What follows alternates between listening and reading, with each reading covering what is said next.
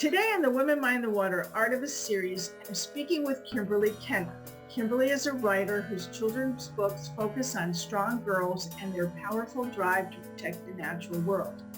Kimberly's own power is rooted in both her professional background as an adolescent and family counselor and as a fifth grade ecology and language arts teacher.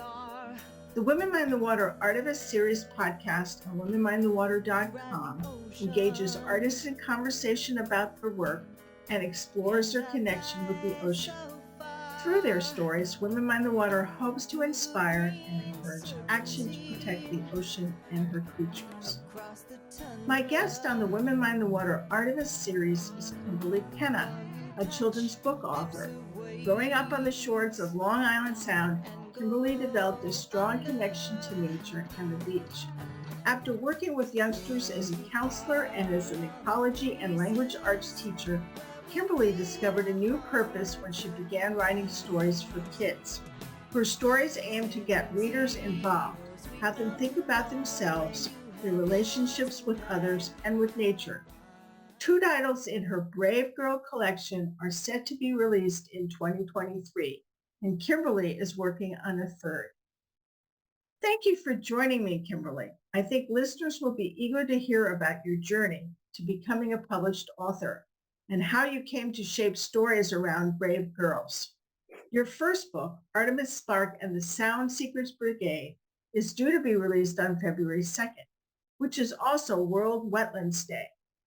Your commitment to wetlands is further evidenced by the fact that part of the proceeds from your first book will go to Save the Sound, a New Haven, Connecticut-based nonprofit that promotes ecological restoration in the Long Island Sound area.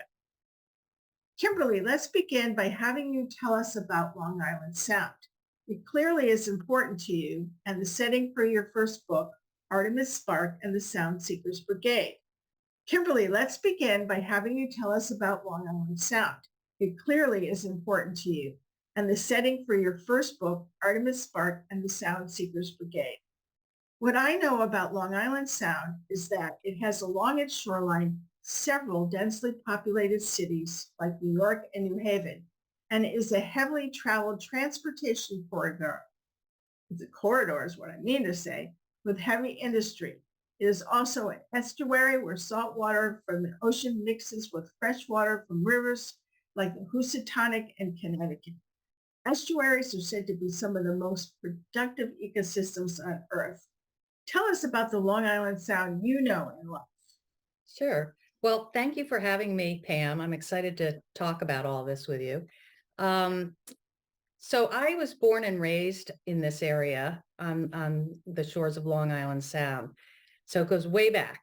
As a kid, it was beaches and the shore and the trails around them were places of play and excitement and family time spent clamming and crabbing with my dad, fishing, a place where I'd go if I needed some quiet. I'm the oldest of four kids, so at times I wanted to get away and I would go sit on the beach and just hang out there and be. And so I saw it as sort of an idyllic as well as an exciting area. And then as I got older, I understood a little bit more about it.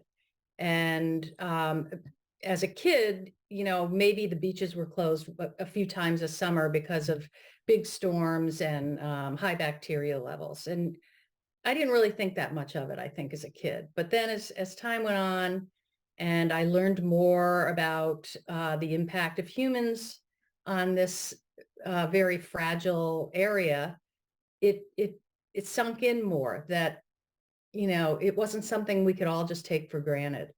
I still enjoy it immensely. I mean, I still do all those things. Well, not fishing, but I do a lot of other things around here outside by the water.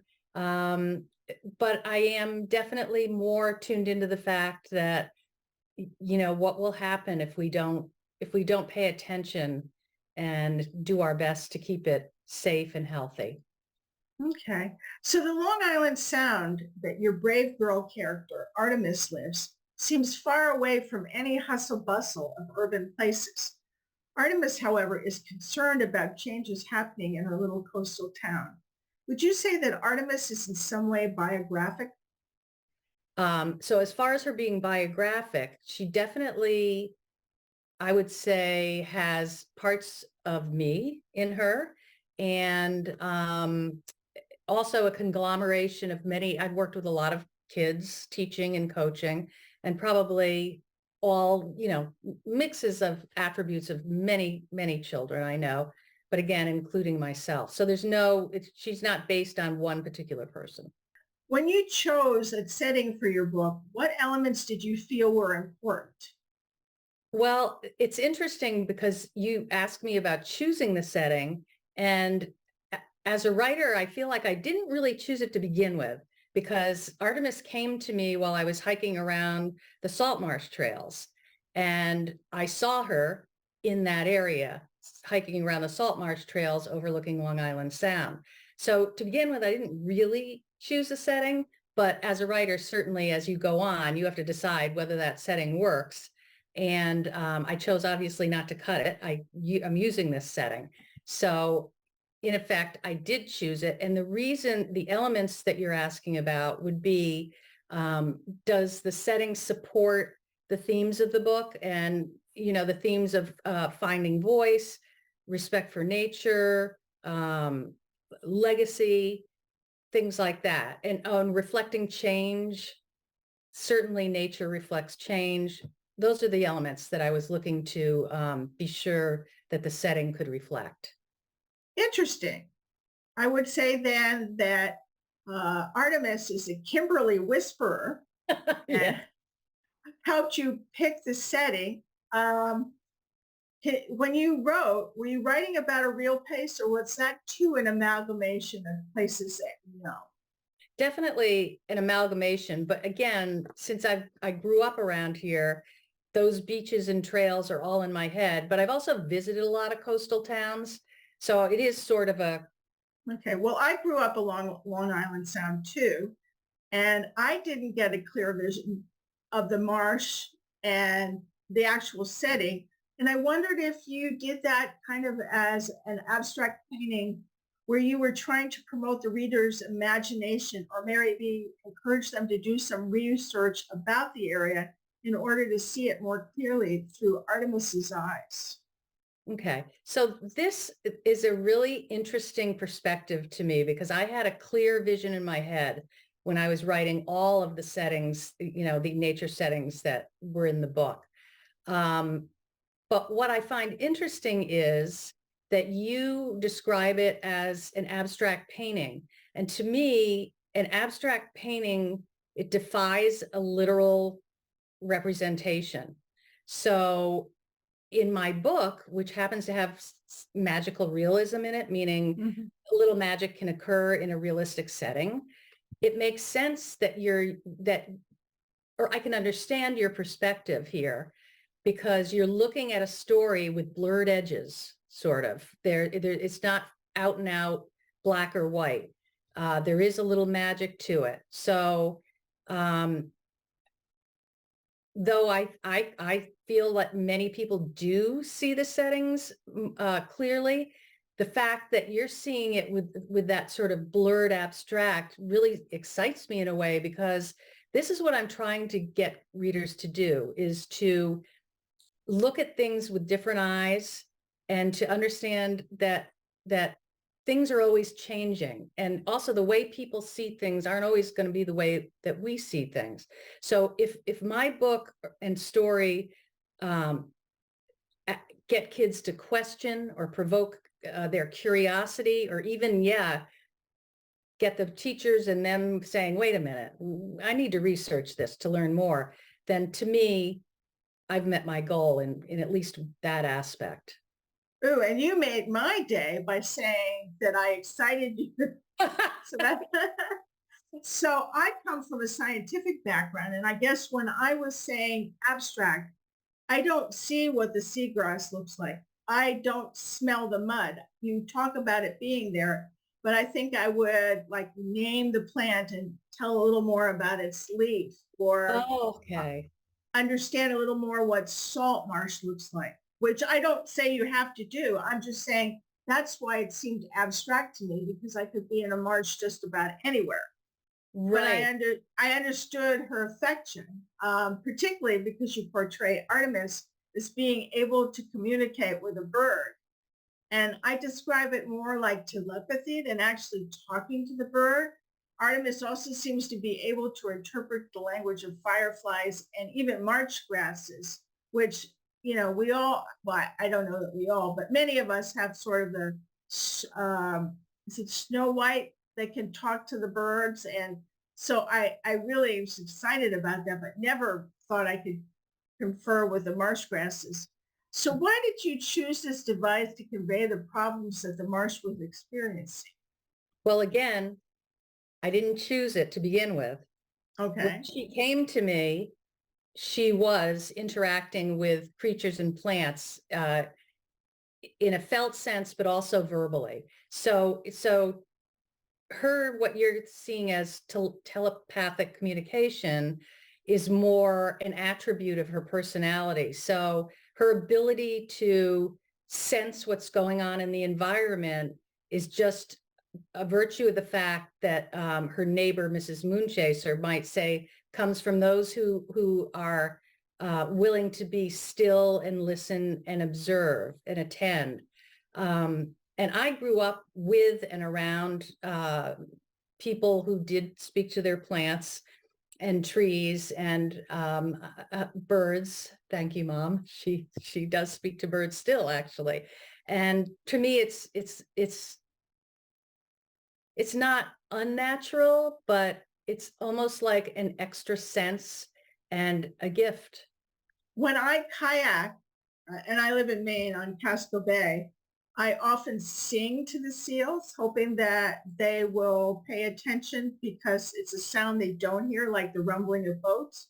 Mm. Um, and I kind of hope that we'll have, some communication, but I think I need to walk on some of the trails you do and maybe have Artemis whisper to me so I could be a little more in tune.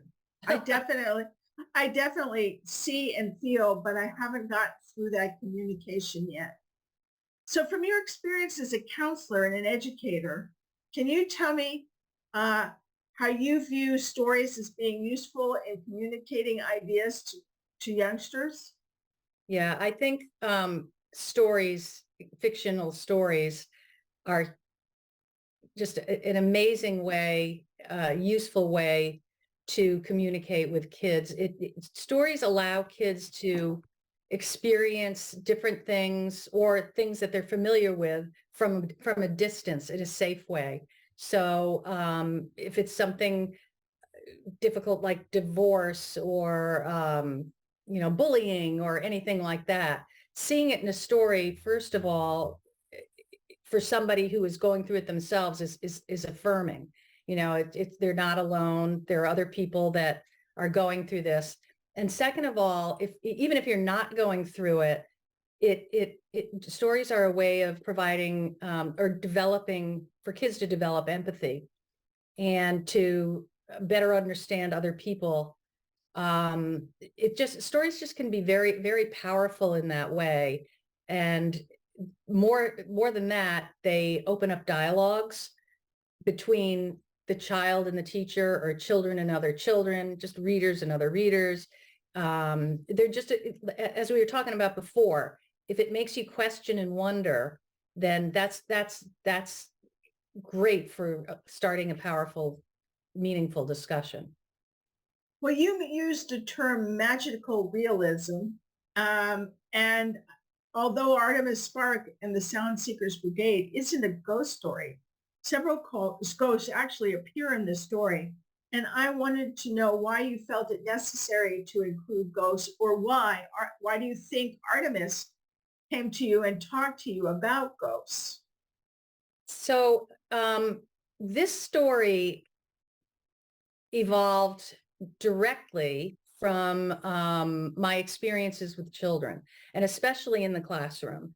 So as a teacher, we would explore what we called essential questions that are like big umbrella questions that would be, one question used throughout the year that would encompass and thread through all the different areas of the curriculum. So one was, how does the past influence the present? So whether we were studying ancient Egypt or Greece or ecology or whatever, that question was always in the back of our minds when we were exploring, researching, and discussing. So in that vein, in my classroom, we would oftentimes tap into, or what we used to call resurrect, the ghosts of deceased people, and in this particular case, deceased ecologists. And the students would, after reading picture books or doing a little research, would step into the shoes of these ecologists and try and imagine themselves as that ecologist up against a problem in Long Island Sound today. So how might that past ecologist strategies be applied to today's problems in Long Island Sound? So this whole thing about ghosts, resurrecting ghosts as we did in the classroom metaphorically, that's how it wove its way into Artemis Sparks' story. Was I saw Artemis as also being able to learn something thanks to the legacy of the environmentalist ecologists before her. Of the ecologists that I know, I'm unfamiliar with the three that you did choose. Was there a particular reason why these three came into the story? There are many, many, many people that have made differences in the ecology field that are not, Rachel Carson. So I thought it was really important to learn about some of these other people and to see that success and people that do good things come in all different shapes and sizes. I love that. That's exactly what I'm trying to do with my podcast. The people that I talk to range from being well-known to just effectuating change in their own world. Do you think by naming Artemis's gender that it affects a reader's engagement? For example, just writing from a girl's perspective, even though she is a brave girl, do you think it affects readers' ability to see themselves in the story? I actually looked up some of the more recent studies, because I knew that girls were in the minority as being represented as protagonists in middle grade fiction, and they're still down there. There's still, I think, 65% are boys that are protagonists in middle grade, and it was 26% are girls, and the rest are dual protagonists, male and female.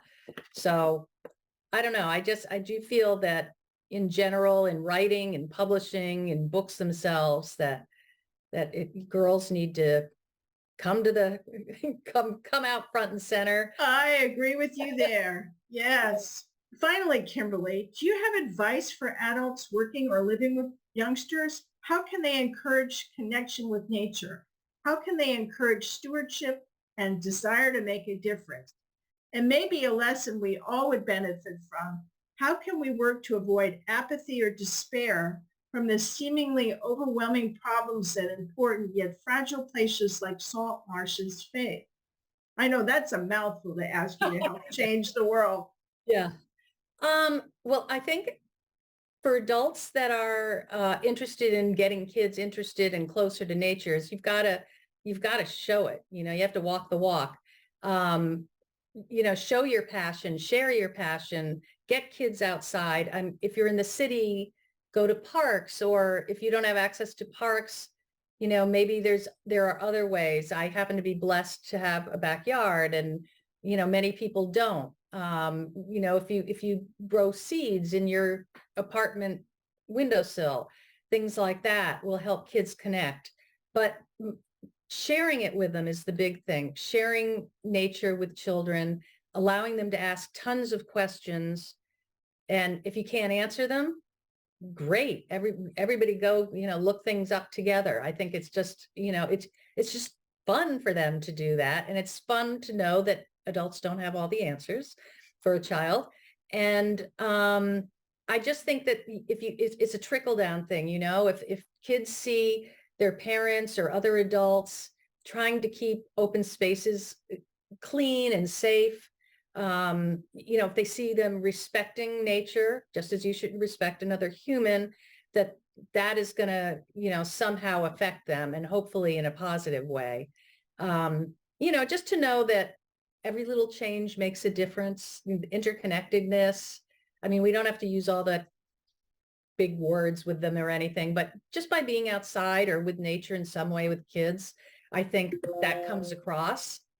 And then as far as the last question about avoiding apathy and distress for especially us adults that have, been with this for a while, I would say, join a brigade, get with other people and learn what it feels like to have joined voices and the power of many voices, and share your concerns and share your brainstorming for how to make things a little bit better. And it helps keep your hope up a little bit, I think, when you have people around you that share your same concerns. So even online, there are a lot of online groups now. Audubon has them, and I know Save the Sound does, for different ways of connecting with other people that share your concern and your passion.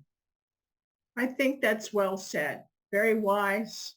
And I think that Artemis is wise beyond her years. So you're very lucky she's come to you. Kimberly, I appreciate your interest in being on the Women Mind the Water Artemis series podcast. I hope listeners have enjoyed our conversation about writing, ecology, and using stories to educate, empower, and inspire. I'd like to remind listeners that I've been speaking with Kimberly Kenna for the Women Mind the Water Artemis series podcast. The series can be viewed on womenmindthewater.com, Museum on Main Street, and YouTube. An audio-only version of this podcast is available on womenmindthewater.com, on iTunes, and Spotify. Women Mind the Water is grateful to Jane Rice for the use of her song, Women of the Water. All rights for the Women Mind the Water name and logo belong to Pam Ferris-Olson. This is Pam Ferris-Olson.